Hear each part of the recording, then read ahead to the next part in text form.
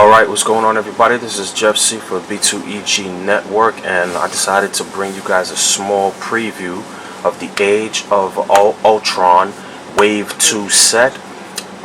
These were my two boosters that I got from the from Part 3 of the organized play for the Age of Ultron. Now, I managed to do somewhat okay. I didn't really do that well. I wound up having 2 losses and 1 win, which is pretty bad. But I did draw a couple of good pieces, as you guys can see. I figured so I just figured I would share those with you guys. Let you guys see what you'll have in store. To start with, I'll start with this guy. His name is Prescence. I'm not sure who this is, who he's supposed to be, or just essentially who he is. But apparently he's a rare in his dial. He starts out with hypersonic. He has a damage. He has an attack special, and he has imperv. Let me take a quick peek at his card and see exactly what it is this guy does. I'll let you guys take a look at it as well. Here's his card right here. Prescence. His keywords are armor and scientist. And let me see, he has a trait here, radioactive miss. Prescence can use poison, but only to damage characters within a line of fire, and a number of squares equal in the number of radioactive tokens on this card. Damage dealt from its use of poison is penetrating. Each time he clears action tokens, Presence puts a radioactive token on this card to a minimum of 6. Alright, so I see he works off of this whole token system thing. And let's see, what's his next ability? No, that was his trait. His ability is the larger they are, the more radiation they absorb. That's funny. Presence can use precision strike, and when he does, damage dealt can't be reduced below the target's point value divided by 100. That's interesting little twist there. This cost divided by 100. Wow. Okay. I mean, that's kind of crazy to me. So let's take a quick look at this one. Not much flesh left. Presence can use energy shield, deflection, and willpower. Okay, stable molecules. I mean, he seems like a pretty solid piece. He has flight, 180 points. Is he in Dom?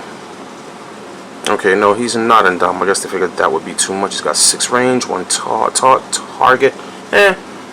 He's not that bad. Who else we have here? We have White Tiger, who, pretty simple. She's 60 points. Pretty decent dial. She starts off with charge, toughness, and close combat expert, which is pretty good. The sculpt isn't bad either. I like the way that looks. Let's take a look at here. This is my boy Luke Cage, aka Power Man. And let's see here. He has a movement special, super strength, invincible, and is that leadership? That's what that looks like, I believe. Let me see. Yeah, that is what that is. Leadership. They got him in his classic Power Man disco suit. Never really quite liked it, but in this set they're doing a lot of classic age guys, giving them their costumes, their old costumes and whatnot. Let's see what that movement special was. Take a quick look here. I'm not gonna do everybody as I kind of want this vid to be short. His trait, Mighty Avengers, increase Luke Cage's defense value by 1 for each other friendly character within 4 squares that can use this trait. Alright, that's not bad. Let's see here. Danny goes over, I go through.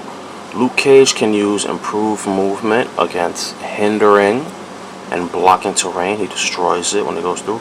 When Luke resolves a move action and has moved 4 squares or less, he can make a close combat attack as a free action. That's nice. I like that. I think even though I didn't get him, Iron Fist is also in this set, and his, I believe it is another movement ability as well that says I go over and Luke goes through, or maybe it says Luke goes through and I go over.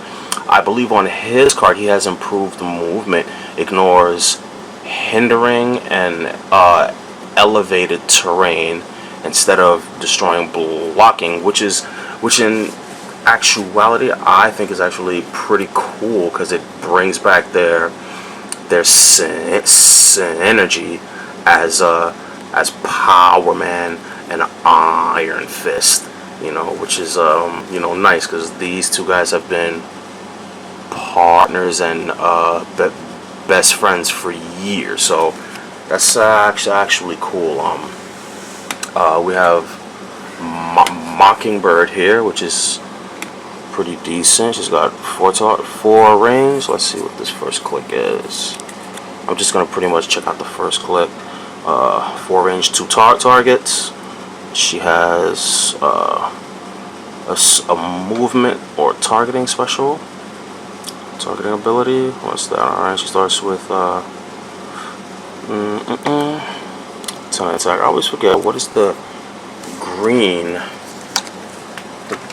attack ability. The light green attack ability. I always forget what that is. Let me take a look. Okay, as a matter of fact, let's check out her card and see. It's Quake. Alright. And there she is. She has improved movement. Pole vault, can ignore elevated and hindering. Movement special, top of my class. Mockingbird can use stealth when she is adjacent to a friendly character with a higher point value. She can use sidestep and willpower, which is pretty good. For 52 points. She has a pretty decent amount of abilities here. Combat reflexes and power. Power is good in shape change, which is nice. And super senses. That's good. That's good. I wouldn't imagine her dial being that deep, but this is a pretty nice sculpt too. I like it. Let's check out this teen here. This is Machine Teen. I have no clue who this kid is. Let's flip his dial a bit, see what he has. Alright, apparently he's a contender of some sort. He has charge, super strength, invulnerable, and what's that? Shape change? That's what I think that is. Let's take a look at his card and see for sure. Excuse me, people.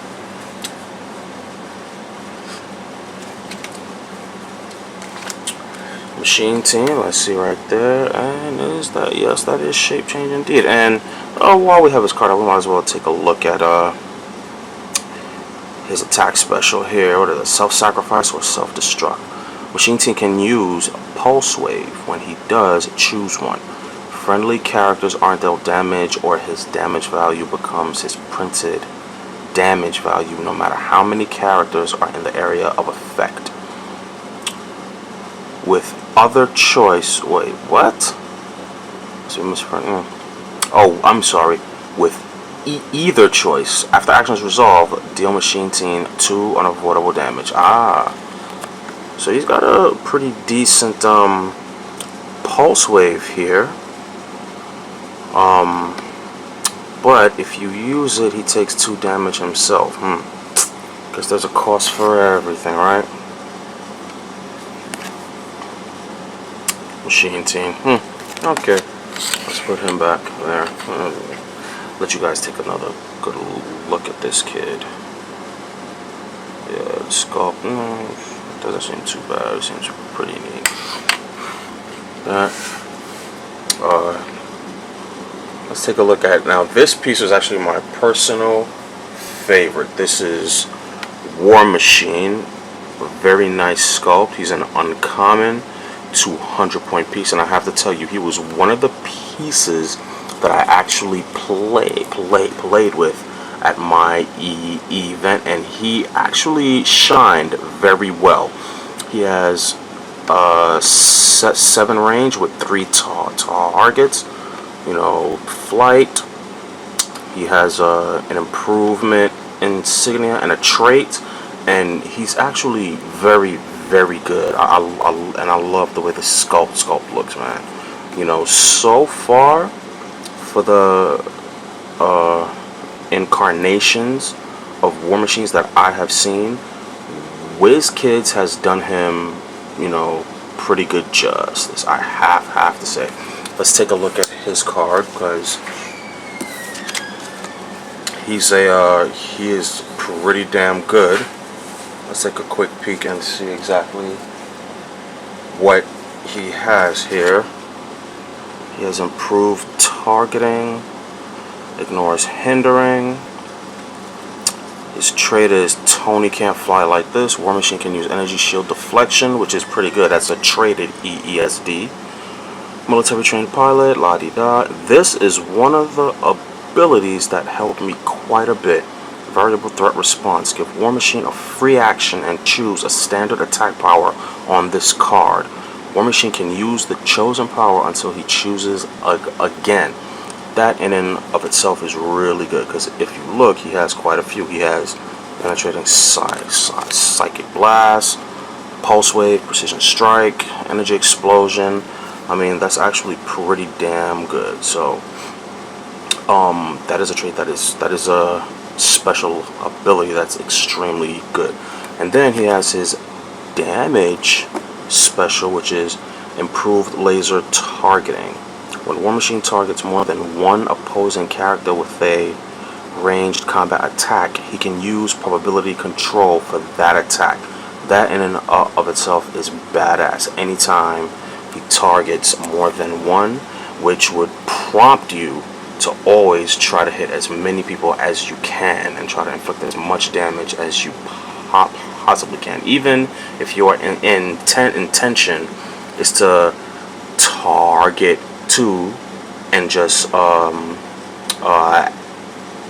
allocate all of the damage to on 1, just doing it will allow you to use the prop, and why the hell not.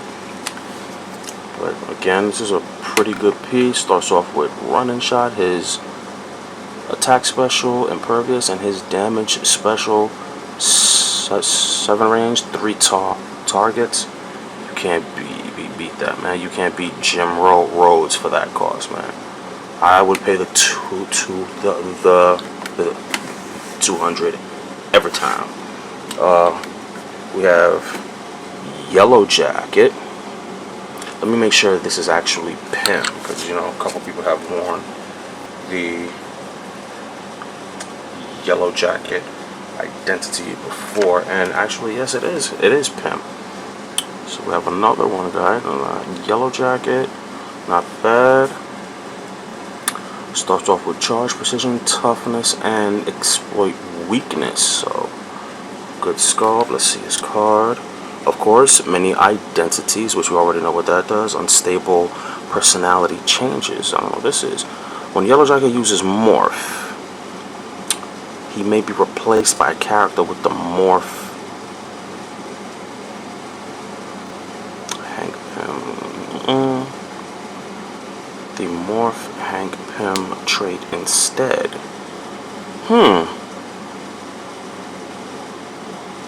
Okay, I'm gonna have to actually look into that. It says when Yellowjacket uses morph, he may be replaced by a character with the morph Hank Pym trait instead. Alright. I'm not really sure what that pertains to, but okay. And of course, everything else is pretty much basic. He has this. I'm a new hero that killed Hank Pym. Alright. Yellowjacket can use perplex and shape change.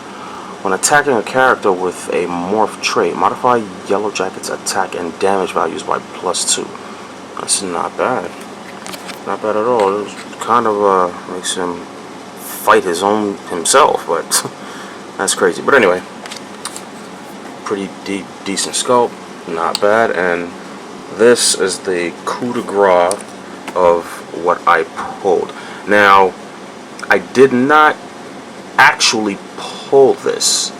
I traded this with a friend of mine who pulled this. I pulled the super rare Miss Marvel. Not really a big fan of hers, and I actually love the way this sculpt looks. It just looks incredible. And he wasn't too thrilled with this piece. He wanted Miss Marvel. I was too thrilled with Miss Marvel. I wanted this piece. Fair trade, super rare for a super rare. As you can see, he's a big boy, and you can see the growing effect, which is just amazing. This, I have to say that the quality of these sculpts have just gotten better. His little giant man antennae is just a little bent out of shape, but that's fine. Let's take a look at his sculpt. Of course, he has giant size.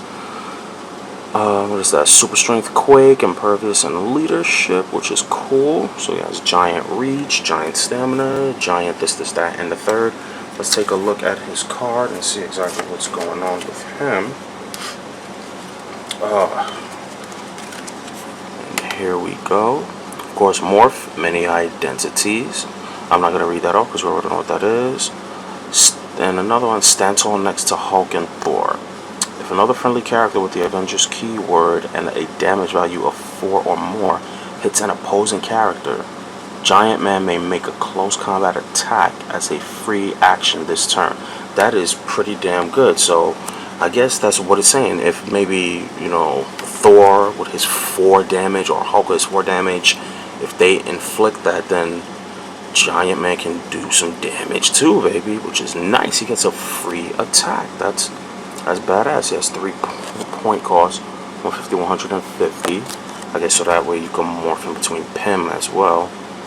Growing personal problems. Giant Man can use Quake with a lock damage of 3. When he does, after actions resolve, destroy all objects, walls, and blocking terrain within 2 squares. Not bad at all. Of course, he has Outwit and Vaughn. This is a pretty damn good super rare, and of course I love the sculpt. You see the boxes back here of the let me let you guys take a look at that. These are the boxes of wave 2. And let's go back to here, and this, everybody, is the prize that you win when you win the event, which is High Evolutionary. Now, the only reason why I got this is because there were 4 of these at my venue. The first 3 guys, they got theirs, and I won the roll-off, and I got this. I won the High Evolutionary, which is he's actually not bad at all, too. He starts off pretty simple. I went through his dial. He starts off fairly simple, you know, with stealth, toughness, outwit, and as you go deeper, the stats get better and the abilities actually get better. You know, like right here, you see he has a movement ability and a damage one. So you know what? I'm gonna put him back to his first click, which I just like to do. So again, the sculpt is very nice, very detailed, and we're gonna take a look at his card. Right here, High Evolutionary, his trait, my Knights of Wundagore evolved from animals. Give High Evolutionary a power action. Place a Knight of Wundagore token as described on this card in an adjacent square. The opponent scores 15 points for each Knight of Wundagore KO. And I'll let you see that on the back right here. This is, where is this shadow coming from?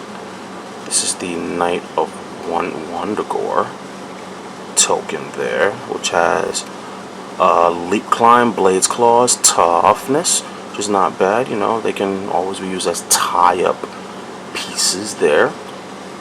And let's turn around and see his first is movement special, which is evolve myself to a higher entity. When this click is first revealed, stop turning the dial. For the rest of the game, even if this power is lost, High Evolutionary has the giant size damage symbol and can use the Power Cosmic team ability. This power can't be ignored. Nice. That is nice. There is a drawback, because if there's one thing that I learned about Heroclix, wording is everything. It says it can't be ignored, which basically means, you know, Pulse Wave would have no effect on it, but it can be countered still. So let's move on and look. The Wondergore symbol and the damage ability. Evolve others at will. High Evolutionary can use Perplex. When he does, an action's resolve, modify 2 combat values on the same target, each by +1 or -1. To determine the combat values, roll 2d6 and modify the indicated combat value. And there it is. 1 is range, 2 is speed, 3 is attack, 4 is defense, 5 is damage, and 6 you get to choose. So it's not bad. This is a very, very good piece for 150. It's pretty good. So there you have it, guys. This was my polls for the Age of Ultron Organized Play Part 3 event. I'm going to try my best to see if I could get my hands on a brick or maybe a case if my finances will allow it. I'll try to do an unboxing. Maybe I'll do an unboxing of a Nick Fury Agent of S.H.I.E.L.D. set as well, but again, everything is, you know, subject to finances being available in order to do so. And also, I have to apologize for not putting out a video for quite some time. I think it's been about 3 weeks or so, but you know, things happen, life happens, wife, kids, work. You guys know how that goes, man. So also, I've been considering beginning something that I like to call Jeff's Strategy Corner, where I will be playing solo bat reps, where I create 2 teams, and primarily to try out strategies and learn how their abilities will work in actual game. I will play against myself, primarily just to see how they work, you know, how the pieces move, how they fight. It's, you know, just something that I do for practice. It actually does help and improve my gameplay quite a bit. I'll probably begin recording those in the next maybe 2 or 3 weeks once I get some place where I can set that up and put that out, and you know, you guys can watch, tell me if you think it's a good idea, bad idea, if you get something out of it, if you don't, you know, it's just something that I've been kind of toying around with an idea. So again, I'm gonna see if I could get a brick or maybe a case, again depending on the pricing of it, and you know, just thought I would share this with you guys. So thanks for tuning in. Again, like the video if you like it even if you don't, and I will check you guys later. Peace.